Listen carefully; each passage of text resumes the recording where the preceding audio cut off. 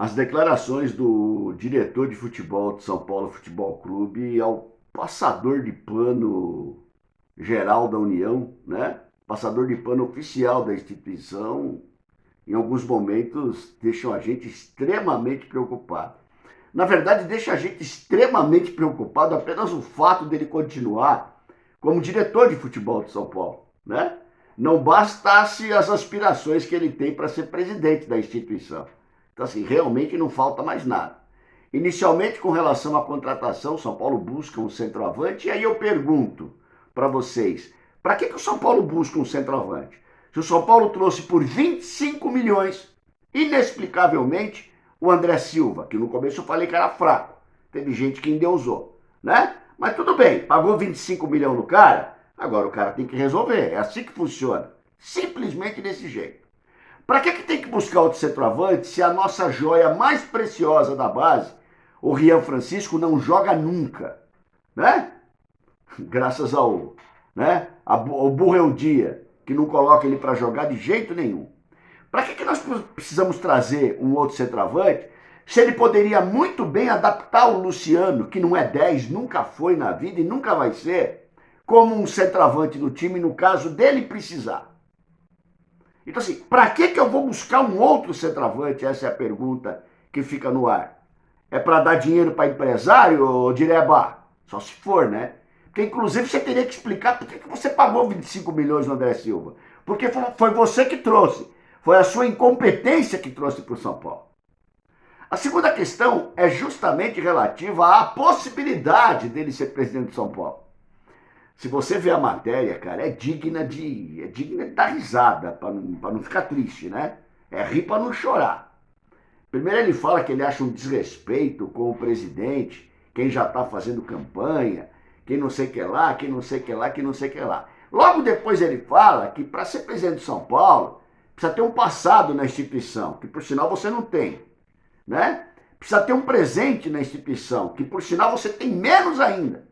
O teu presente, o teu resultado do presente é digno de você não ser absolutamente nada no São Paulo, nem diretor de futebol. E ter planos para o futuro. Eu imagino os seus planos para o futuro. Então, ao mesmo tempo que ele fala que é desonesto, que é deselegante, sei lá o que com o presidente, ele já começa a fazer a campanha dele. Se ele vai ser ou não, ele está assim, cheio de jogo de palavras, o sim e o não misturado, o talvez e a certeza juntos. Essa é a direção de futebol do São Paulo Futebol Clube, que se arrasta, né? Que está no lodo, que está no limbo, que não traz resultado, que não consegue evoluir, que cada vez mais deve e ainda quer ser presidente do São Paulo Futebol Clube. Meu Deus do céu, hein? Se preparem aí para um futuro do São Paulo que eu vou falar para vocês, hein? Se não mudar alguma coisa, vai ser trágico. Rony Altieri, São Paulo Raiz na área. Falar também um pouquinho, logicamente, do pré-jogo, né? São Paulo e Grêmio. Antes disso daí, desculpe. Antes disso, eu queria fazer só uma lembrança rápida aqui. Depois do gol do menino Luca, né? Nesse jogo aí da quarta-feira pela Libertadores. O menino entrou com personalidade, né? Fez dois lances, num dos lances ele fez um gol, um belo gol por sinal. E você sabe que é um garoto diferenciado. Você vê o cara jogar, você vê que é diferenciado. Eu fico vendo o Luca, eu fico vendo o Lucas Ferreira, que agora dizem que o Bayer Leverkusen também está interessado. Eu fico vendo o Alves, eu fico vendo o Rian, ou melhor, eu não vejo o Rian, eu vejo o Rian no banco, né? Porque o Burrell Dia não põe ele para jogar, né? Eu vejo o Rian Francisco, eu vejo o Mike aí, que a qualquer momento pode subir na lateral. A gente vê tantas riquezas com esses meninos aí, com a bola no pé, como nós já vimos em outros momentos, né? Como um dia o Denilson foi vendido lá para a Espanha como o maior negócio da história do futebol brasileiro, Denilson ponta esquerda, tá? Como um dia o Caio foi revelado, jogou no Napoli, jogou em Milão, jogou em tudo quanto é lugar, né? Como um dia o Kaká foi o melhor jogador do planeta, como um dia o Muricy Ramalho saiu da base, né? Como um dia Serginho Chulapa, o maior artilheiro da história do São Paulo, formado na base do Morumbi. Rogério Ceni, o maior goleiro do planeta, o maior jogador da história de São Paulo, nascido dentro do Morumbi, tantas riquezas, Miller, Silas, Sidney, tantas riquezas que surgiram ali vindos de baixo, né? No São Paulo Futebol Clube, nessa história maravilhosa, nesse tempo todo. Dino Sani, pesquisem aí Dino Sani, formado na base do São Paulo. Roberto Di, eu vou ficar aqui até amanhã falando, né, irmãos? Eu vou ficar até amanhã falando. Aí, você imagina o São Paulo com toda essa riqueza que tem mal aproveitada, não, desculpe, eu falei errado, pessimamente aproveitada por esses dirigentes fracos, né? Que a gente sempre fala. Você vê essa base do São Paulo daqui a pouco ser negociada com o tal do empresário, com o tal do milionário, bilionário grego lá, né? Aí é fácil, viu, presidente? Se é para vender a base ou parte da base, independente de que vender parte da base é vender a base. Aí eu posso ser presidente de São Paulo. Se é para fazer isso, né? Mas São Paulo não tem dinheiro e tal. Mas é justamente para isso que você está aí. É para isso que você e o seu bando de incompetentes estão aí dentro do São Paulo. Para resolver os problemas financeiros do São Paulo. Não para fundar mais o São Paulo. Aí você me tira a carta da manga e me traz um bilionário grego para comprar metade da base, que você sabe que é o ouro, que é a riqueza, que são jogadores que podem nos dar milhões. Tá aí o Beraldo agora, saiu uma matéria, sendo hipervalorizado na Europa. Depois vem um monte de xarope Nutelinha que tem aí, né? Vem falar que o São Paulo ganhou percentual de clube formador. Aí enfia no rabo o percentual de clube formador. Saco cheio disso. Enquanto isso, o Palmeiras vende 3 jogadores e arruma 1 bilhão com 3 jogadores. E aí o São Paulo pega, quando eu vejo o Lucas, sabe de quem eu lembro? Do Grego, que estão oferecendo aí a base para ele comprar. Ah, vergonha o que acontece dentro do São Paulo. Militão não é craque, né? Craque, mas tá no Real Madrid, meu irmão. É assim que funciona o futebol. Enfim, se a gente tivesse gente mais qualificada, né? Gente muito mais profissional, trabalhando no São Paulo e cuidando principalmente da base, a história seria outra. Até porque precisa coragem para colocar os moleques para jogar, viu?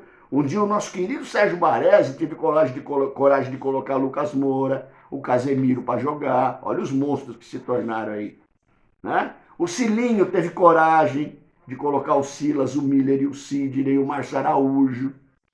Entenderam como é que funciona? Precisa ter coragem. Agora pedir coragem por calça apertada aí, eu também estou querendo demais. Vamos lá, gente, falar um pouquinho ainda da partida contra o Grêmio. História maravilhosa, São Paulo e Grêmio, hein? Uma das maiores frustrações minhas no estádio, né, dentro do Morumbi, foi justamente numa partida contra o Grêmio, cara. Aquele gol do Baltazar, maledito do gol do Baltazar. Mas como eu falei numa live aqui com o Zé Sérgio, nosso histórico ponto esquerdo, o Zé falou, nós perdemos o título lá, né? Porque lá nós estávamos ganhando de 1-0, os caras viraram 2-1, aí chegou no Morumbi, o time desandou. Tudo que o time tinha jogado contra o Botafogo naquele gol do Everton, né? O time desandou depois contra o Grêmio. Então ficou aquela marca, né? Aquela dor no peito, estava com o meu finado pai ainda, aquele gol do Baltazar no segundo tempo, que selou definitivamente a sorte do São Paulo no Campeonato Brasileiro. Mas grandes jogos, hein? Grandes partidas. Aquele jogo no Pacaembu, que o White levanta o braço para dar 2 lances, o Tonho deixa a bola entrar, o Tonho que estava no gol, e ao final do jogo o São Paulo desclassificado, a torcida aplaudindo de pé no Pacaembu, estava no Pacaembu nesse jogo também. Enfim, jogos maravilhosos entre esses dois clubes, né? E o jogo lá, jogou cá, Carlos Miguel, quem é que não lembra de Carlos Miguel, campeão no São Paulo, né? Campeão, jogador que veio do Grêmio de Porto Alegre. Ih, vou ficar até amanhã falando aqui, jogador que jogou lá e jogou cá, né, meus irmãos? É isso daí. Mas enfim, queridos, o São Paulo não vem bem no Morumbi, né? O São Paulo definitivamente não te mata. O São Paulo te mata de raiva dentro do Morumbi. Eu fiz um levantamento que eu já falei no último vídeo aqui. Nós, em 7 partidas no Morumbi, as 7 últimas partidas, a gente ganhou 2 e empatou 5, cara. Ganhou 2 e empatou 5, jogando contra Fortaleza, Cruzeiro, Santos, Libertad, Sport Recife, Alianza Lima, Náutico, né? Olha os adversários que nós pegamos, né? O Cruzeiro agora que melhorou, naquele momento estava numa fase ruim, o Santos está péssimo, o Náutico é Série C, A garganta hoje foi de embrulho. E o São Paulo, meus queridos irmãos, em 7 partidas fez 8 gols, cara. Não dá, né, gente? O São Paulo tem um problema crônico que o Zubeldia não consegue arrumar, que é essa relação meio de campo-ataque. Ele não consegue arrumar. Senhores, definitivamente nós não temos laterais barra alas que possam ser fornecedores de bola boa para os atacantes. A gente não tem. Tem as limitações do Juan Franco, nome menor, que é o Cedric, e tem as limitações do Dias, que é melhor que o Cedric, mas mesmo assim também não é aquele cara que vai botar a bola na cabeça do centroavante. Nós não temos meias de ligação, jogadores consistentes. O Oscar está voltando devagarzinho demais, né?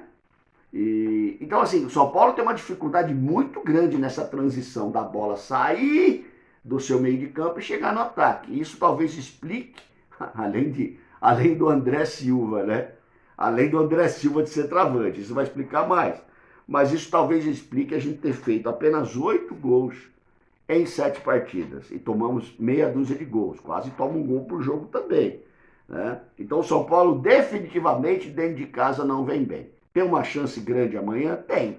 O Grêmio também não vem bem das pernas. Se você olhar a campanha do Grêmio, é igualzinha a campanha do São Paulo, né? Então amanhã é jogo de 6 pontos, como diria o poeta, né? Certo que nessa fase do campeonato você ganha 3, você vai lá para 10º, né? Mas também se você não ganha, você fica ali perigando entrar no Z4 na próxima rodada. E definitivamente chega, basta, acabou, meu dia, a palhaçada de colocar o Campeonato Brasileiro para segundo plano. Não se coloca campeonato em segundo plano. De novo, eu vou falar do Palmeiras aqui. Ah, mas tem dinheiro, tem elenco, tudo isso a gente já sabe, entendeu? Só que é o seguinte, os caras estão em primeiro no Brasileiro, em primeiro na Libertadores em ponto geral e vão agora em junho para o Mundial. Podia estar poupando o time. Não estão poupando o time. Então falta coragem, na verdade, falta culhão para o treinador, na verdade, e falta o quê? Conhecimento, gente, conteúdo. Ele não tem. Ele é limitado. É isso que o time está jogando. E o time não vai jogar mais do que isso que está jogando. Eu que desejo isso? Não. É o que o Zubeldia mostrou até agora, o que ele tem feito no São Paulo, tá bom? Mesmo assim, o São Paulo ganha amanhã de 1-0 no placar da razão e de 1-0 no placar do coração. Tá bom, meus irmãos? Deixei o placar aí também. Ronel Thierry, São Paulo Raiz na área, um abraço.